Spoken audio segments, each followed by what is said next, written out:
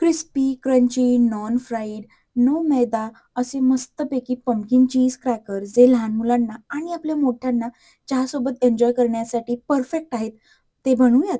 तर इथे 1 कप लाल भोपळा वाफवून घ्यायचा आहे, कुकरला शिजवून नाही. वाफवून घेऊन छान बारीक करून घ्यायचा आहे. त्यामध्ये 1/4 कप चीज घालायचं आहे. मी इथे चेडर चीज वापरलं आहे.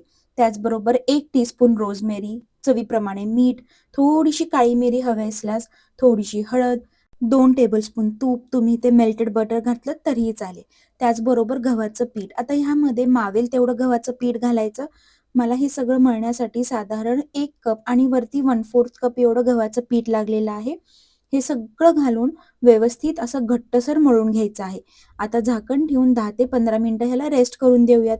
बरं, ह्याच्यामध्ये ना हळद घालणं ऑप्शनल आहे. पण जिथे काळी मिरी असेल, मी शक्यतो तिथे थोडीशी हळद घालतेच. आता 10 ते 15 मिनिटं झाले की असे पेढे बनवून घ्यायचे. आता हा गोळा ना मस्तपैकी तिळामध्ये दोन्ही बाजूंनी कोट करून घ्यायचा आहे. ह्यामध्ये ना रोझमेरीच्या ऐवजी मिक्स्ड हर्ब्स असतील तुमच्याकडे तर ते वापरले तरीही चालतील आणि चेडार चीज ऐवजी मोझरेला चीज किंवा मग दोन्ही चीज मिक्स करून घातलं तरीही चालेल. आणि तुपाऐवजी जर बटर वापरलं तर मीठ थोडंसं सांभाळून घाला, कारण की बटरमध्ये देखील मीठ असतं आणि आपल्या चीजमध्ये देखील मीठ असतं. बरं, आता ती छान दोन्ही बाजूनी कोट करून झाले की ह्याची मोठी पातळसर चपाती आपल्याला लाटून घ्यायची आहे. जेवढी जास्त पातळ तेवढं जास्त हे कुरकुरीत होणार. सगळ्या बाजूंनी एकसारखी पातळ अशी चपाती लाटून झाली की ह्याचे काप करून घ्यायचे. मी ह्याचे ना असे लांब-लांब स्टिक्स तयार करणार आहेत, म्हणून मी 1-1 सेंटीमीटरचे असे स्टिक्स कट करून घेतलेले आहेत. तुम्हाला हवं असल्यास तुम्ही कुठल्याही शेपमध्ये हे कट करून घेऊ शकता. हे पहा, हे मस्त असे मी स्टिक्स ह्याच्या कट करून घेतलेले आहेत.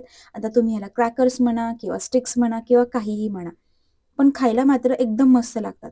आता हे स्टिक्स आहेत ना वेगळे-वेगळे करून घ्यायचे, बेकिंग ट्रेवरती ठेवायचे आणि ह्याला वरतून थोडंसं तेल, तूप किंवा बटर असं लावून घ्यायचं. आता हे क्रॅकर्स 160 डिग्री सेल्सिअसवर प्रीहीट केलेल्या ओव्हनमध्ये 15 ते 18 मिनिटं छान गोल्डन ब्राउन आणि क्रिस्पी होईपर्यंत बेक करून घ्यायचे. या क्रॅकर्सला पूर्णपणे थंड होऊ द्या आणि मग ते एअरटाईट कंटेनर डब्यामध्ये 15 ते 20 दिवस आरामात टिकतात. या हेल्दी आणि बेक्ड अशा पंपकिन चीज क्रॅकरची रेसिपी आवडली असेल तर लाईक करा, शेअर करा, सबस्क्राईब आणि फॉलोही करा. बाय.